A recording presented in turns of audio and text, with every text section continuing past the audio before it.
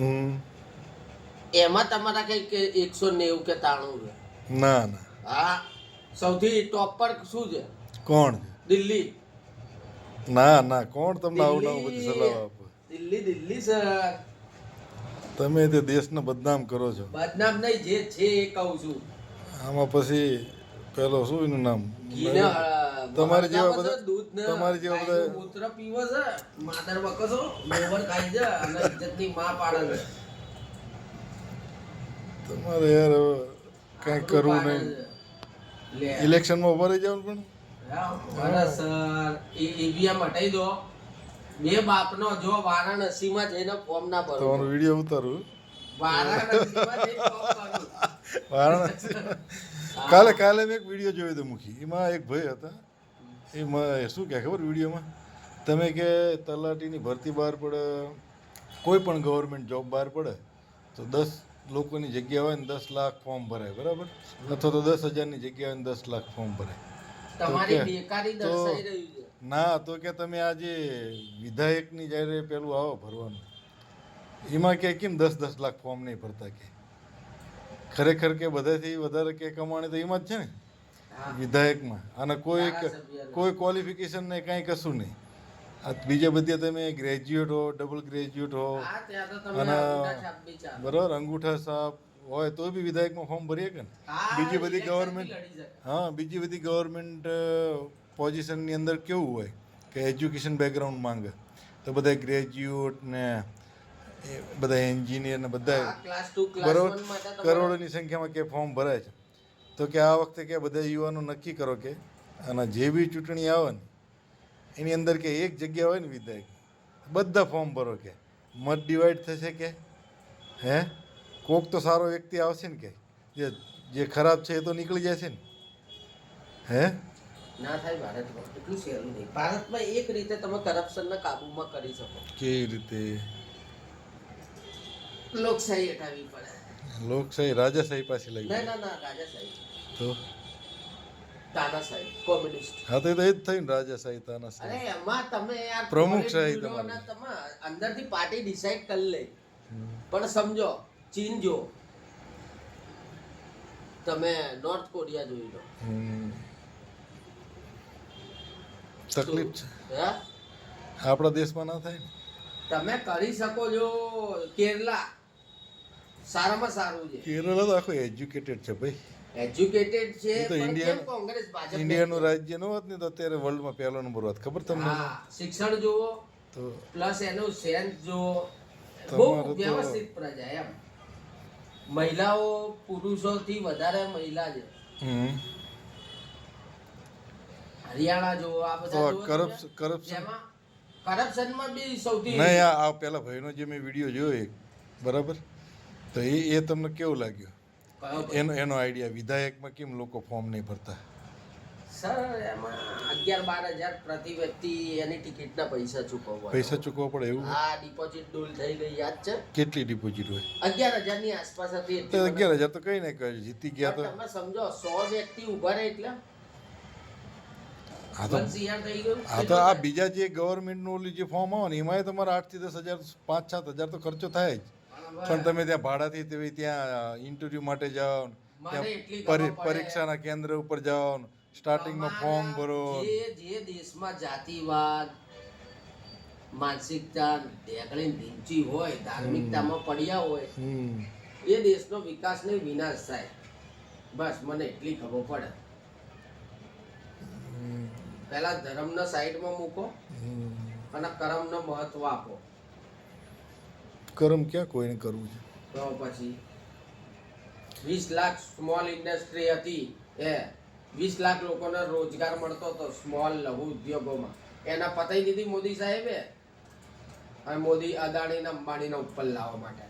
મારા ક્યાં હતા? 20 લાખ ગયા, લોકોને બેરોજગાર થયા.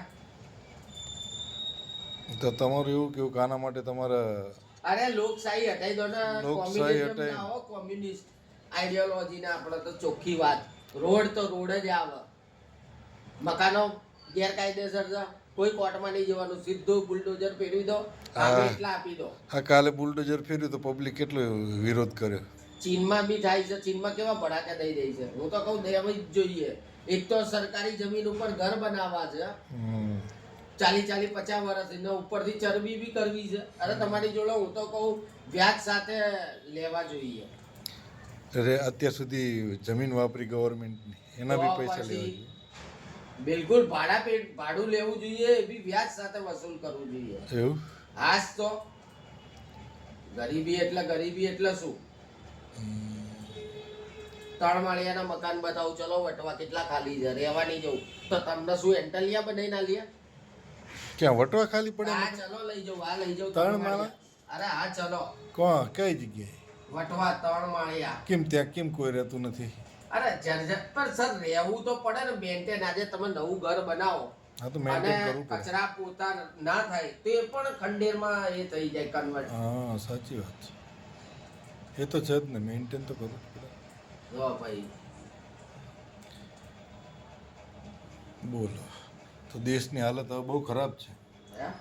હા, મોદી રોજ ધજા લહેરાવે છે ને, ત્યાં રામ મંદિર કંઈક ધજા કરીને શું કર્યું? એ ધજારોહણ કર્યું, અરે હું તો કહું મંદિર પર્વતારોહણ પ્રધાનમંત્રી કર્યું. પદનો ત્યાગ કરીને રામ મંદિરમાં જ બેસી જવું જોઈએ. મોદી હા, અને આખું મંત્રીમંડળ. હે હા, પહેલો હતો, કલ્યાણ થઈ જશે, એનાથી જ કલ્યાણ થશે. હું તો કહું પહેલો હતો એનું 10 નામ. વાર કીધું ભાઈ ધર્મના ને કર્મને અલગ રાખો. આ લોકોએ તો ધર્મ બધું ધર્મની ભેગું કર્યું જગ્યાએ છે ને કર્મની જગ્યાએ. પણ આ લોકોએ તો પહેલા ધર્મ છે ને પછી કર્મ છે. ના ભાઈ ના. દેશમાં પહેલા ધર્મ પછી કર્મ. તો પછી બસ તારા વિનાશના માર્ગે જઈ રહ્યા છો. કયા વિનાશના માર્ગે? દેશ તો કે બહુ પ્રગતિ કરી રહ્યો. પાવર શું છે? અત્યારે જશ્ન ચાલુ છે કે ભાઈ આપણે GDP જીડીપી 8.1 અરે યાર, 8.1% જીડીપી 1 કરોડ દેશનું. 20 લાખ સરકારી નોકરીઓ હતી, પતાઈ દીધી, પ્રાઇવેટાઇઝેશન. એ બધું ગયું તેલ લેવા. તમે દેશનો વિકાસ જુઓ, જીડીપી જુઓ, ક્યાં જાય? આ ગ્રોસ ડોમેસ્ટિક પ્રોડક્ટ મને નાખો, પર કેપિટલ ઇન્કમ શું છે હા, મને અને તમે નાખો. એવું કહો છો કે તમે શું મને હર્ષ સંઘવી 8 ચોપડી સમજી રાખ્યો. હર્ષ સંઘવી તો બહુ હોશિયાર છે. હા, એ મુખ્યમંત્રી બનશે ઇન ફ્યુચરમાં. હે? શું લાગે તમને? તો હિન્દુ નહીં બને? હિન્દુ ખતરામાં નહીં આવી જાય? હિન્દુ ક્યાંથી ખતરામાં આવે? અરે એ કા હિન્દુ છે? હિન્દુ નથી. જૈન છે, જય જિનેન્દ્ર જૈન તો માઇનોરિટીમાં એ આવે. હિન્દુમાં ના આવે. ના આવે, શું માઇનોરિટીમાં વાત કરો? આવે. માઇનોરિટી તો એ લોકો માઇનોરિટીમાં આવે તો પછી આ પેલા મારવાડી હોય એ?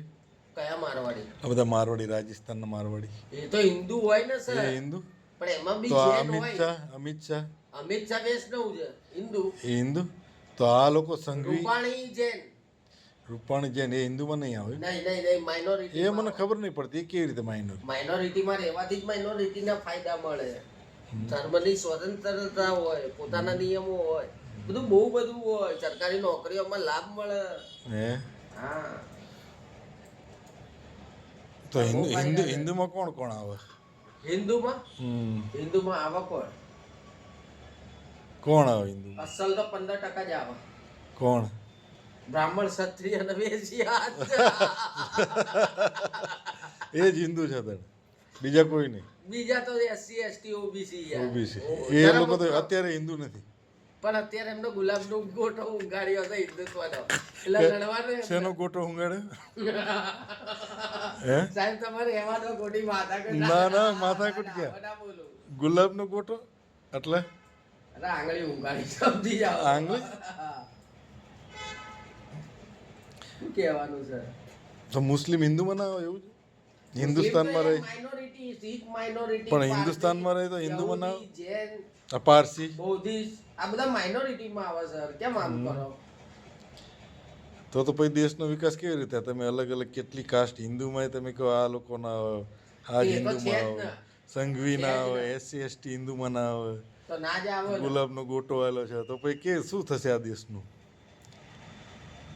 હે? તો પછી આ જેટલા ST ST રહ્યા બધા મુસ્લિમમાં કન્વર્ટ થઈ જાય તો પછી આ દેશમાં કેવી હાલત ખરાબ થઈ જો જશે? સર, આ મુદ્દે છે ને ચર્ચા થઈ હતી, મારા બહુ નહીં બોલવું, હા ડિબેટમાં. કહેતો હોય તો લિંક બી નાખી દઈશ. હા એમાં પેલો કે SC ST ધર્માંતર પ્રવૃત્તિ વધારે છે. બરોબર છે? તો સ્વેચ્છાએ કોઈ બી ધર્મ સ્વીકારી શકો તમારે સ્વીકારી શકો, સાચી વાત. કોન્સ્ટિટ્યુશન ફંડામેન્ટલ રાઈટ છે. હમ. તો હું તમને એમ પાકિસ્તાન મુસ્લિમ માંથી લઈને બાંગ્લાદેશ અને ભારતના મુસ્લિમોની સરનેમ અને કાસ્ટ બી બતાવો. હમ. ગુજ્જર હિન્દુમાં આવે? મને નહીં ખબર. હા, રાજસ્થાન, યુપી, મેરઠ, અમુક એમાં ગુજ્જરોની વસ્તી છે, બરોબર? હિન્દુ કહેવાય? હિન્દુ કહેવાય? હા, હિન્દુ કહેવાય, બરોબર. હવે એ મુસ્લિમમાં બી ગુજ્જર હોય છે, મુસ્લિમ ગુજ્જર. મુસ્લિમમાં બી આવું? હવે હા હોય. હું તમને બતાવું. પાકિસ્તાનમાં જાટ મુસ્લિમ હોય છે, જેમની સરનેમ બધી કેવી હોય છે? મલિક, મલિક, હા છે ને, મલિક, ચીમા, ચીમા, હા રંગાવા, હા. બાજવા, બરોબર ને? હું તમને બ્રાહ્મણોની બી સરનેમ બતાવું. બુરહાનવાની, એકચ્યુઅલી કાશ્મીરી પંડિતોની સરનેમ છે. બુરહાનવાની હિન્દુમાં આવે? ત્રાસવાદીનો હતો આ યાર. કાશ્મીરી પંડિત?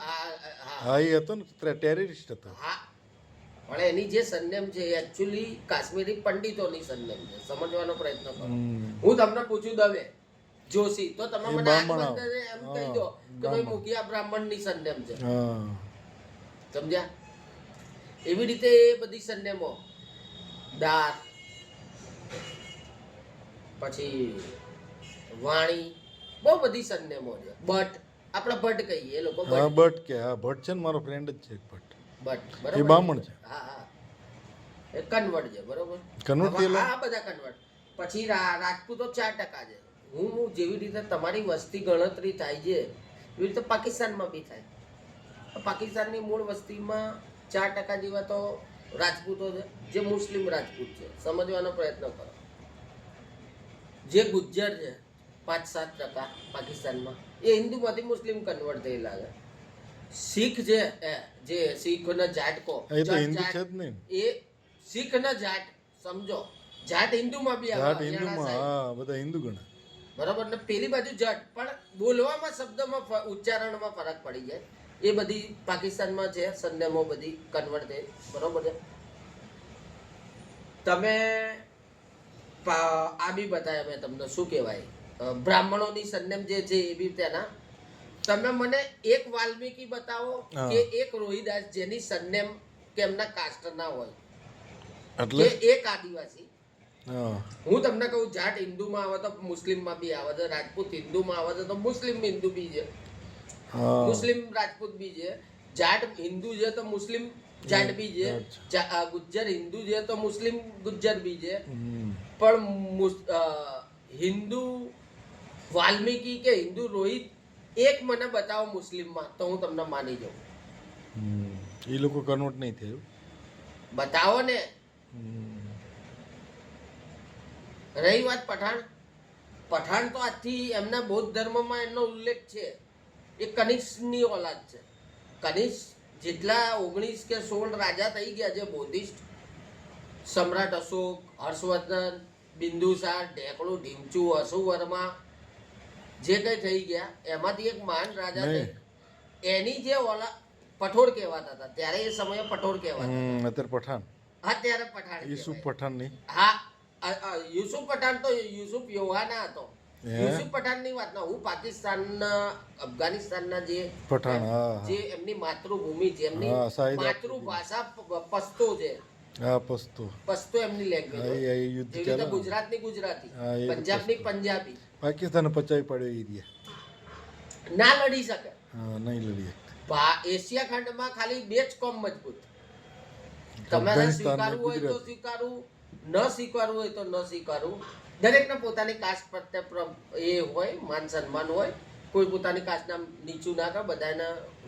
પણ જીવનની સત્ય વાસ્તવિકતા છે, એશિયાની અંદર, સાઉથ એશિયાની અંદર 2 મજબૂત કોમો, એક શીખ અને એક અફઘાની, અને એક અફઘાની પઠાણ, આ પશ્તુન, પશ્તો.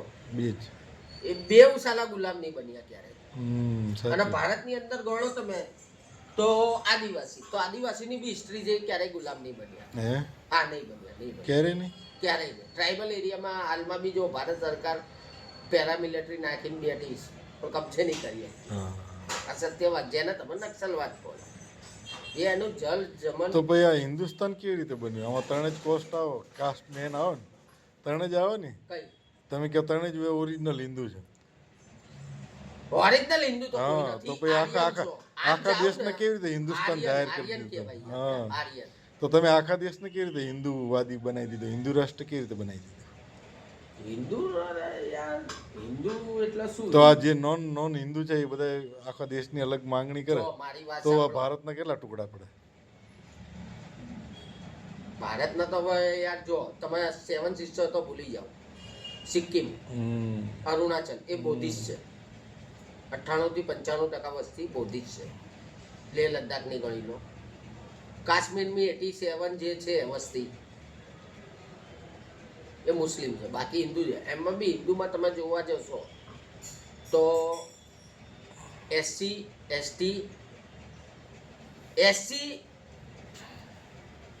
ગુજ્જર, હિન્દુ ગુજ્જર ને એસસી અને એસટી એ સાલા વેલીમાં રહી છે, મરદના ફાડ્યા. સમજાય છે હું શું હા, કહેવા સમજુ માંગુ? સમજુ. જ્યાં સૌથી વધારે મુસ્લિમ તમે જોડે રહે. ઉગ્રવાદ કહો છો, ત્રાસવાદ કહો છો, કટ્ટરતાવાદ કહો હા, છો, એમની ત્યાં જ જગ્યા રહી નહીં છે. છોડતા.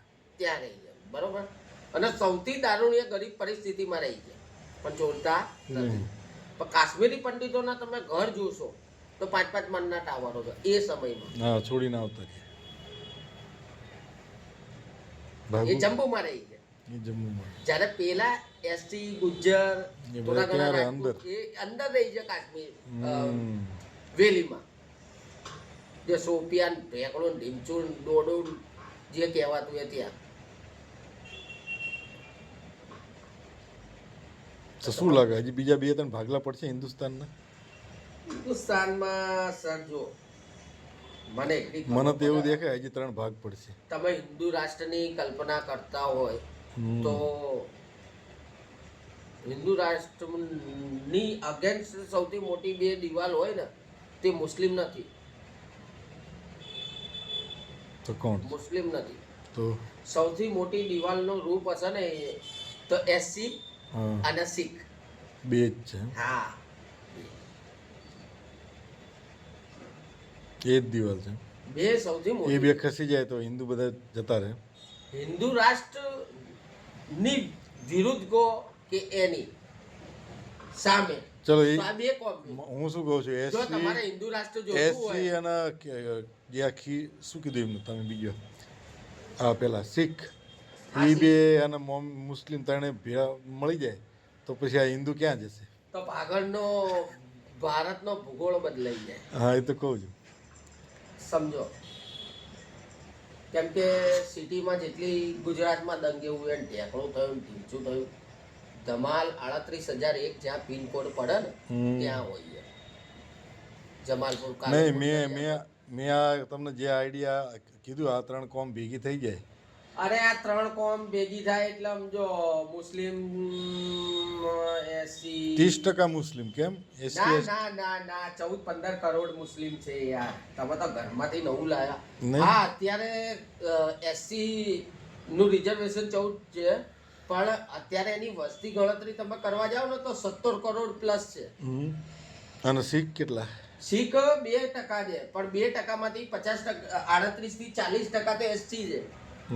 હા, હે એટલા બધા? હા, 38 થી 40% એસસી. અચ્છા, એમનામાં એવું પાછું અલગ અલગ? બિલકુલ.